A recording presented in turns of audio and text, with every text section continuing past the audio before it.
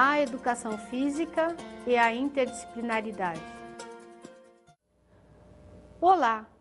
A aula de hoje tem por objetivo estudar um pouco da história da educação física e a relação com os outros componentes curriculares. Então, falaremos sobre a educação física e a interdisciplinaridade. A primeira pergunta que eu faço é: a educação física sempre foi tratada de maneira interdisciplinar ou ela era um componente curricular à parte de todo o processo escolar? Vamos observar o que reza a Constituição no capítulo 3º, artigo 205, que reza da educação, que é dever do Estado e da família. Constituição Federal de 1988, artigo 205. A educação, direito de todos e dever do Estado e da família, será promovida e incentivada com a colaboração da sociedade, visando ao pleno desenvolvimento da pessoa, seu preparo para o exercício da cidadania e sua qualificação para o trabalho. Por educação integral, entendemos o desenvolvimento de todas as capacidades e potencialidades humanas. Então, eu estou me referindo aos aspectos intelectuais, aos aspectos afetivos e aos aspectos motores.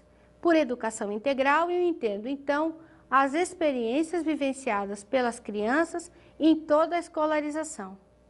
Situação geral. Se nós hoje valorizamos a educação integral, eu gostaria de dizer e gostaria de fazê-los lembrar que a educação física, até muito pouco tempo, era tida como uma aula extra ou como uma atividade sem muita fundamentação. Para muitas pessoas, até bem pouco tempo, as aulas de educação física eram um passatempo, uma recreação, um tempo de lazer, hora de descanso entre as aulas teóricas. Pior do que isso, para muitos professores, a aula de educação física representava prêmio, castigo ou punição para os alunos desobedientes. Por que tanta confusão? Primeiro, porque a lei, embora contivesse a obrigatoriedade das aulas de educação física, em relação à atribuição das mesmas, deixava certas lacunas e muitos professores, ainda que com boa vontade, se viam um pouco despreparados e sem fundamentação, de maneira que o contorno das aulas de educação física para séries iniciais era vista como uma simples recreação, uma hora de lazer, alguns jogos, algumas brincadeiras de pegador ou jogos tradicionais. Razões para valorizar as aulas de educação física e o movimento nas séries iniciais. As aulas de educação física proporcionam o movimento às crianças, movimento esse supervisionado. É mais uma forma de linguagem que a criança apreende e amplia. As aulas de educação física e seus conteúdos deverão estar articulados ao projeto escolar. As aulas de educação física também devem ajustar-se às características dos alunos, seu nível de maturidade, suas experiências anteriores. Dentre todos os alunos que nós temos, provavelmente teremos aqueles portadores de necessidades educacionais especiais. Então, as aulas de educação física, componente curricular obrigatório, articulado ao projeto escolar, deve procurar, dentro de suas atividades, incluir e integrar todos os seus alunos sem distinção. As aulas de educação física, também destinadas às séries iniciais, devem participar ou corroborar para o processo de alfabetização e de ortografização. Por alfabetização, é mais uma linguagem e é a possibilidade do conhecimento do mundo. Sem perder a sua especificidade, o movimento humano ou ainda a motricidade humana, a educação física pode favorecer a articulação com as outras disciplinas curriculares, a matemática, a língua portuguesa, estudos sociais, ciências e programas de saúde e a educação artística. Ainda, sobretudo, trabalhar os eixos e os temas transversais: saúde, meio ambiente, trabalho e consumo, pluralidade cultural e orientação sexual. Pontos e aspectos para se pensar Sobre o movimento. Ao matricular as crianças na escola, temos que pensar que elas pensam, sentem e têm os aspectos motores, que precisam ser desenvolvidos amplamente. Normalmente se pensa que a criança está apta a pensar, a abstrair, a generalizar. Por isso, o movimento não é muito importante. É justamente o contrário. O movimento nas séries iniciais dá todo o suporte para o entendimento do mundo teórico que irá se desenvolver. Parece que existe uma dicotomia e essa dicotomia se inicia na lei. Existem as disciplinas, que é todo o conjunto de situações teóricas, e os componentes curriculares, como a educação física e a educação artística, que são basicamente trabalhos práticos no ateliê ou na quadra. Historicamente, a educação escolar no Brasil tem valorizado todo o aspecto teórico, o aspecto intelectual ou cognitivo, deixando em segundo plano todas as habilidades motoras ou as habilidades práticas propriamente ditas para um segundo plano. Em nome de uma aprendizagem teórica, cerceia-se todo e qualquer movimento do aluno. Não pode movimentar-se, não pode mexer-se, não pode brincar. Gostaria de lembrar que o movimento é algo natural, é importante que a criança se movimente desde pequena, e isso Platão já havia nos ensinado 5 séculos antes de Cristo. A imobilidade vai gerar o que por parte da criança? O desconhecimento, o autodesconhecimento, não conhece quem ela é, suas capacidades, suas habilidades. Não permite também a autorregulação ou a autonormatização, como preconizava Kant e Rousseau. Não estabelece contato com o mundo físico, a questão espaço-temporal. E também, por decorrência, tem dificuldade em estabelecer contato ou relação interpessoal bem estruturada. A ausência de movimento dificulta toda a aprendizagem, porque toda a aprendizagem decorre da situação do conhecimento de seu próprio corpo, de suas partes e de todo o seu conjunto.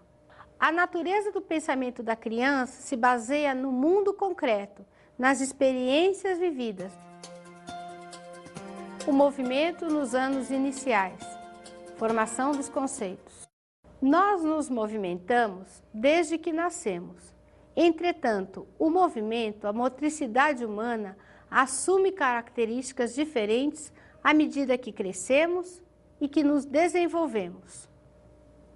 O movimento para os nenês representa uma necessidade de sobrevivência. À medida que crescemos, quando jovens, queremos ter nosso próprio grupo. Portanto, o movimento representa uma forma de estarmos em equipe com os nossos pares. Na idade adulta, nós nos movimentamos para prevenir as doenças e mantermos-nos fortes. Já os idosos se movimentam ou praticam atividade física para fugir do isolamento, para fugir da depressão e, por que não dizer, manter a qualidade de vida. Primeiro período, período sensório-motor de acordo com Piaget. As palavras-chave desse período são varredura, informação, conhecimento. O período sensório-motor se inicia aos 4 meses de idade e se estende até os 2 anos. Nesse período, o bebê se movimenta na tentativa de reconhecer o mundo físico e concreto à sua volta. Ele varre todos os objetos com a mão. O movimento de pinça vai se desenvolvendo e ele leva tudo que agarra à sua boca. É chamado movimento próximo distal. Segundo e terceiro período, pré-operatório ao operatório concreto. Esses períodos correspondem à entrada da criança na educação infantil até as primeiras séries do ensino fundamental. Esse período, a criança vai ampliar o conhecimento a respeito de si própria. Ela já nomeia, reconhece todas as partes de seu corpo. Faz da linguagem um momento de comunicação e de expressão. agora vai ampliar o conhecimento do mundo físico cada dia mais de forma bastante ampla. Entretanto, o seu movimento, a sua motricidade ainda é bastante tosca ou rudimentar. Não consegue organizar seu gesto motor, nem tampouco o seu pensamento de forma organizada. O que eu quero dizer? Embora ela tenha alguns dados já arquivados de fase anterior, ela precisa ainda de experiências e de um bom interlocutor para formalizar os conceitos do mundo concreto. São crianças que indistintamente gostam de toda e qualquer atividade proposta, são vigorosos, animados, não têm medo. O que vão praticar agora são os jogos de imitação e os jogos simbólicos, que recriam a partir do conhecimento do mundo físico. Continuam precisando de várias atividades para cada dia mais ampliarem seus conceitos. Agora, precisam também estabelecer relações interpessoais, que como são bastante egocêntricas e autocentradas, precisam de atividades que as faça conhecer como pertinentes a um grupo e a uma equipe. Este é o papel do professor. Essas atividades de grupo precisam ser reconstruídas a todo momento. As regras precisam ser pensadas e precisam ser votadas, pois esse grupo é o diferente da família, não possui laços de sangue. Todas as atividades e todos os conceitos estão relacionados ao seu mundo pessoal e ao mundo de sua classe. Quais são, então, as atividades mais recomendadas a essas crianças? As atividades mais recomendadas são aquelas que trabalham com a coordenação global, ou seja, que trabalham o corpo como um todo. São os jogos vigorosos, os jogos de locomoção, correr, andar, saltar, saltitar, rolar, deslizar, dentre outros. Nós poderemos trabalhar esses jogos como jogos simples, através do uso de simbolismo, jogos de imitação. Imitar um carneiro, imitar um avião, imitar andar de ônibus ou dirigir um carro.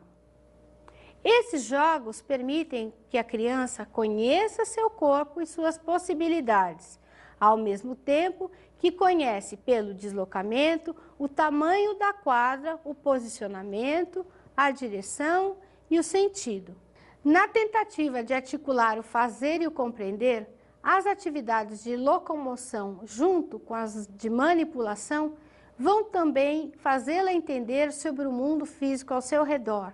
Noção de quantidade, maior, menor, igual, noção de peso, mais pesado, mais leve, de igual peso, e os planos, plano alto, plano médio e plano baixo, quando a criança está deitada, formam e constituem um importante acervo de seu pensamento.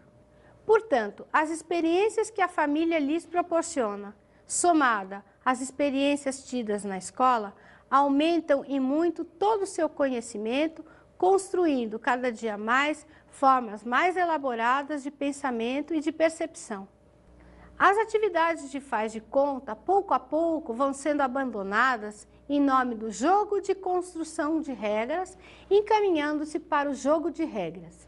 O que é que eu quero dizer com isso? O jogo de construção de regras é um jogo bastante interessante.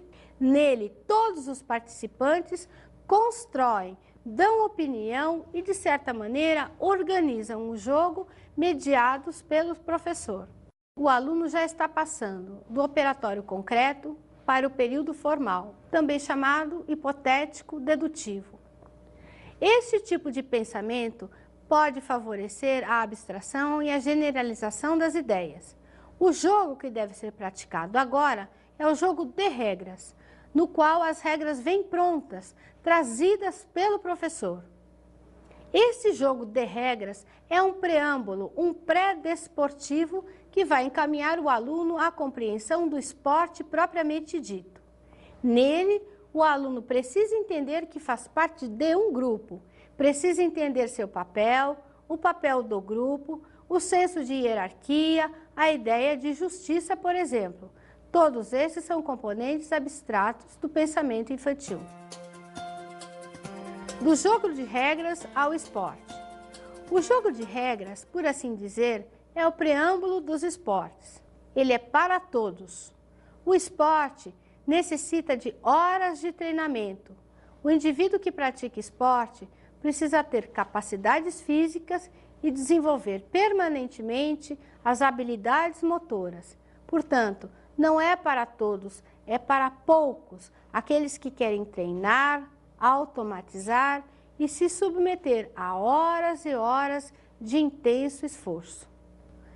Então, como puderam entender, as atividades para os pequenos devem ser simples e, à medida que crescem e se desenvolvem, as atividades devem se tornar dia a dia mais complexas, com regras mais complicadas, construídas, e a gente deve exigir mais dos nossos alunos. Hoje em dia, as aulas de educação física precisam ser significativas. Portanto, todos os movimentos, as atividades, seja elas quais forem, precisam estar ligadas à cultura aonde a escola e os nossos alunos estão inseridas. O movimento é construído muitas vezes pela família. É uma linguagem da comunidade, da sociedade, que a escola deve aceitar e reconstruir todos os dias. As aulas de educação física na visão tradicional. Se hoje consideramos a pluralidade cultural e o ensino significativo, nem sempre foi assim. Historicamente falando, as aulas de educação física eram uma mera reprodução motora, ou seja, os alunos deviam ser cobrados ou solicitado todo o aspecto físico propriamente dito. Não se tinha uma visão integral, não se articulava o projeto escolar. O professor demonstrava e o aluno repetia. As bases eram ginástica, as bases eram o militarismo e a medicina. Com relação à avaliação, prevalecia, quando havia, o aspecto motor propriamente dito. Os outros aspectos eram deixados de lado. A educação física e suas aulas, todos seus componentes, eram isolados do projeto escolar. Não se considerava a maturidade do aluno. Portanto, os processos de avaliação e seus resultados não eram teoricamente defensáveis. As aulas de educação física que queremos. As aulas de educação física que queremos devem estar articuladas ao projeto escolar, respeitar o nível de crescimento e de desenvolvimento dos alunos, atender às suas expectativas e à história do aluno e da sociedade. Também adicionar e construir pontes para os eixos dos temas transversais, além de facilitar o entendimento das outras disciplinas.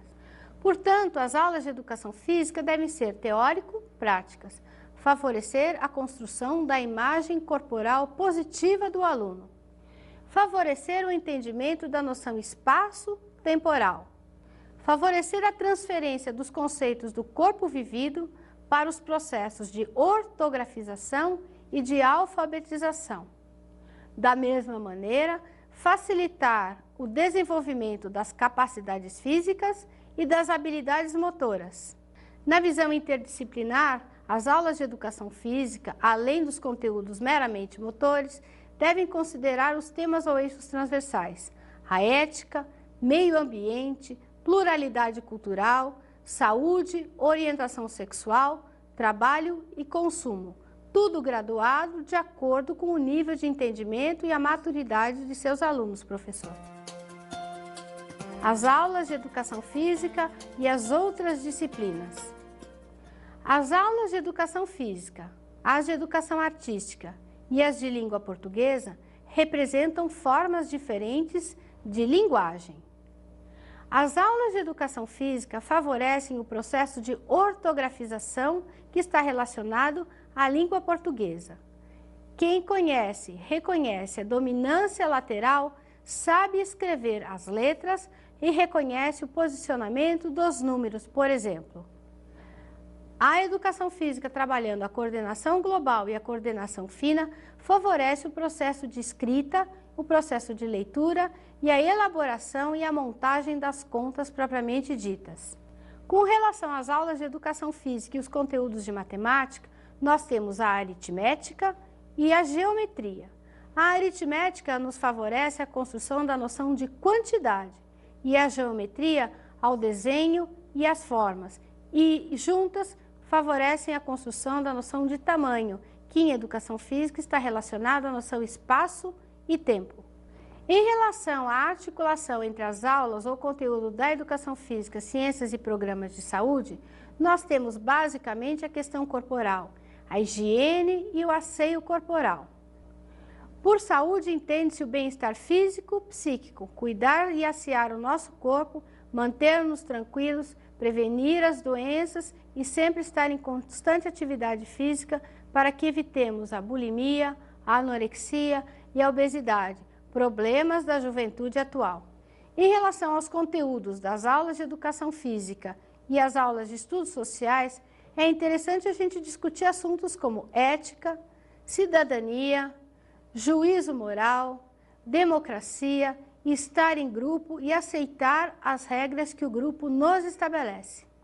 Com relação à educação física e educação artística, o que nos resta dizer é o aspecto estético, do bom, do belo, do perfeito, do simétrico. A dança, por exemplo, é um conteúdo interdisciplinar. Vai trabalhar o corpo, a expressão, a linguagem e o sentimento, numa forma inclusiva e extensiva a todos os alunos.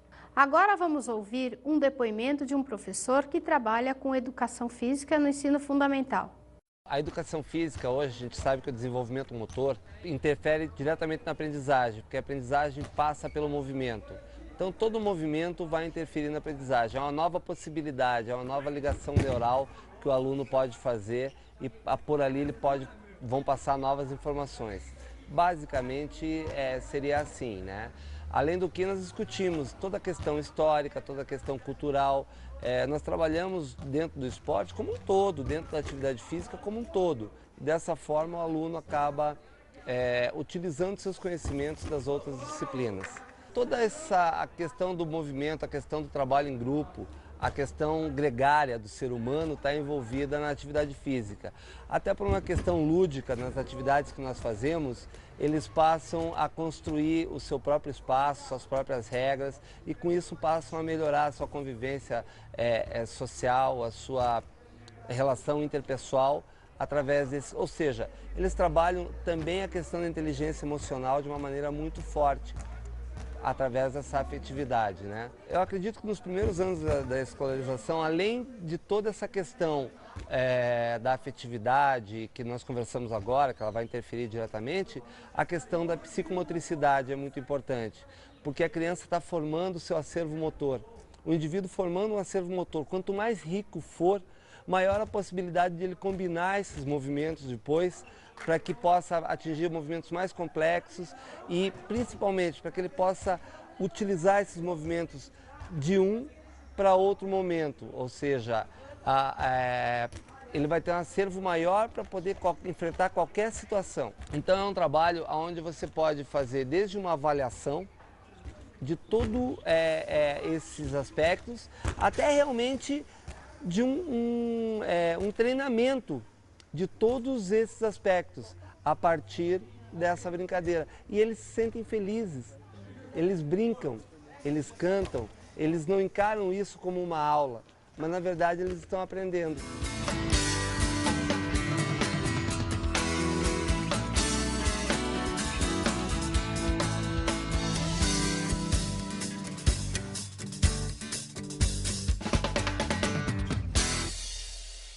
Agora vamos às dicas de estudo.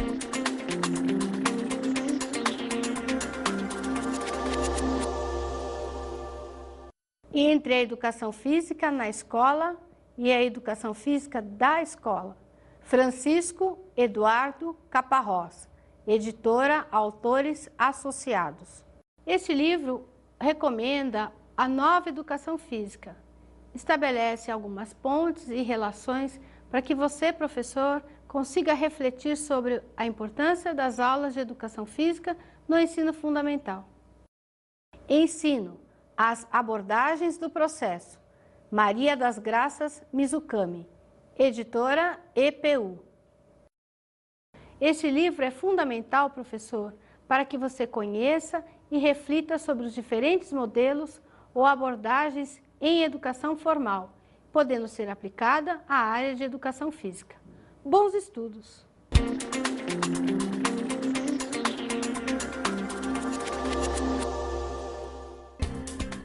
Na aula de hoje, falamos sobre a educação física e a interdisciplinaridade. A aula de educação física na visão interdisciplinar dá ao aluno uma formação integral. A aula de educação física hoje deve estar articulada ao projeto escolar, diferente da visão de antigamente. Bons estudos!